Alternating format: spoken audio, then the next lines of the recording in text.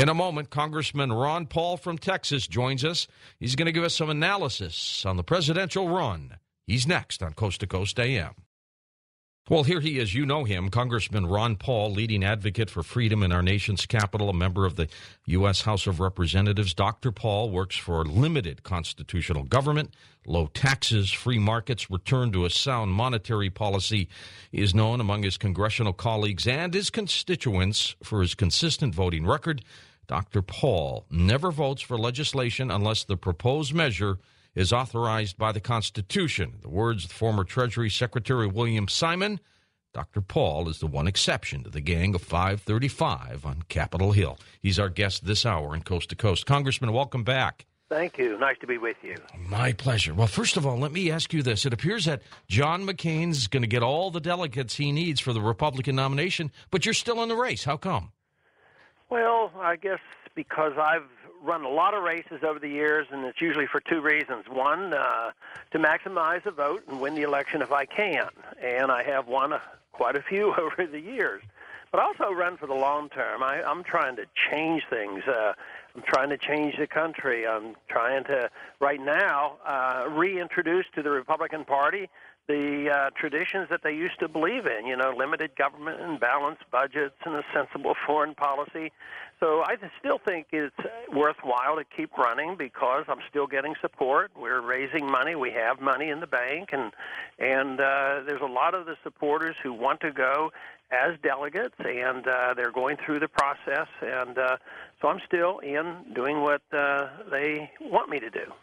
Well, and I like the idea to change. I get a lot of emails about a lot of different subjects over the years, but I got to tell you, I've never gotten more about anybody than you. This Coast audience is so in touch with your desire to, get this country back and get it back on a sound track. And well, this may sound like an endorsement for you. It's not. You're an American. You're a patriot, Congressman, and I wish all the other candidates at least would use part of your platform as they run. Well, hopefully they will. Right now it doesn't look like it, but I think the support that we're getting, so far we've gotten over 800,000 votes cast in Republican Party primaries.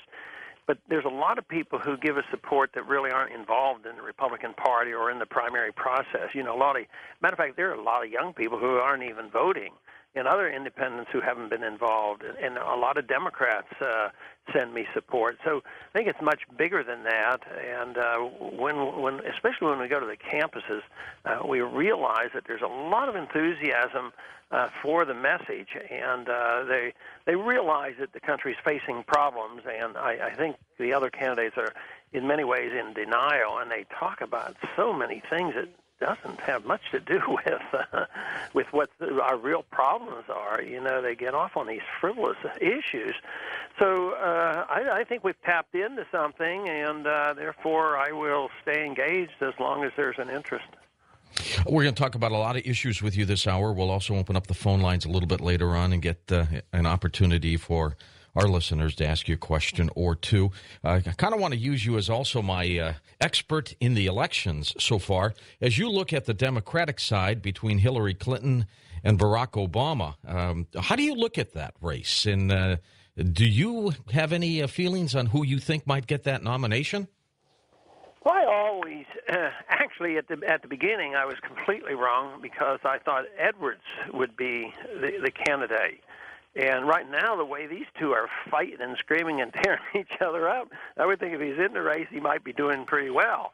But I guess after Edwards did so poorly, I guess I've always thought that, it will probably be Obama, but I don't think I have much more insight than anybody else because every day it's a different story that comes out, and the media really works both of them over pretty well.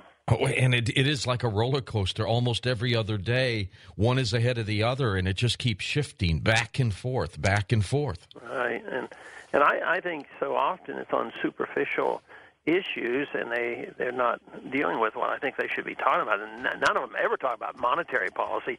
I mean, how many times have they talked about worrying about a deficit? I mean, even John McCain is sort of in that category. He doesn't really worry about the deficit, and nobody talks about a change in foreign policy. Some say that we should stay 100 years. Others say we'll stay until we win, and nobody really expects our foreign policy to change, whether it's Iraq or how we treat the rest of the world.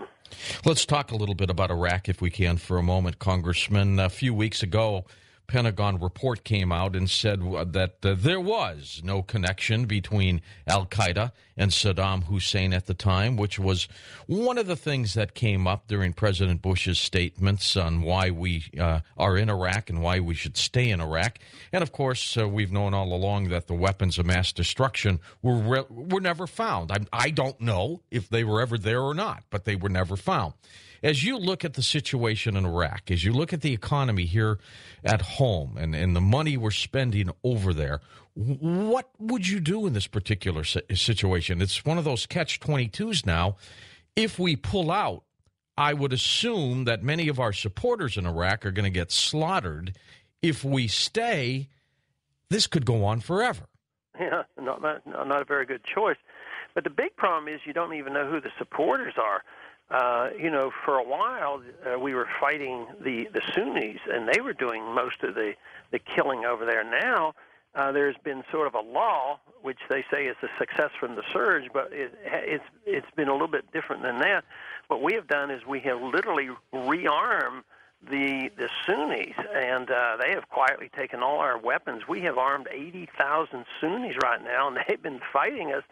So they're just waiting for another day. So I don't know who our friends really are, because even the official Iraqi army, how do they know how many of those are infiltrators that are, part of the Shiites or the Sunnis that might not be really wanting us there? I think the statistics show that the very vast majority, the large number of Iraqis, no matter which sect they belong to, don't want us there.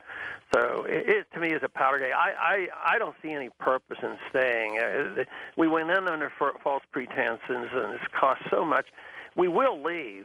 There's no way we can finance our empire that much longer. And this idea that we'll stay as long as it need be, eventually what happens is a country runs out of money. And that's what our dollar is telling us. We overtax and we overborrow, and we still don't have enough. So we keep the printing presses running, and that's why our dollar is going down sharply. And the cost will go up, and I think we'll leave. If we don't leave now in a more graceful manner, we're more likely to leave later on in a more humiliating manner. But the plain truth is that the finances will determine it, probably not the politics of the debates going on in Washington. Well, in terms of the finances, we see what's happening all over the place now with foreclosures and investment banks taking a bite and everything else. First of all, let me ask you about the Federal Reserve, which a lot of people are finally beginning to realize is not part of government, but it's part of private banks. What would you do with the Federal Reserve?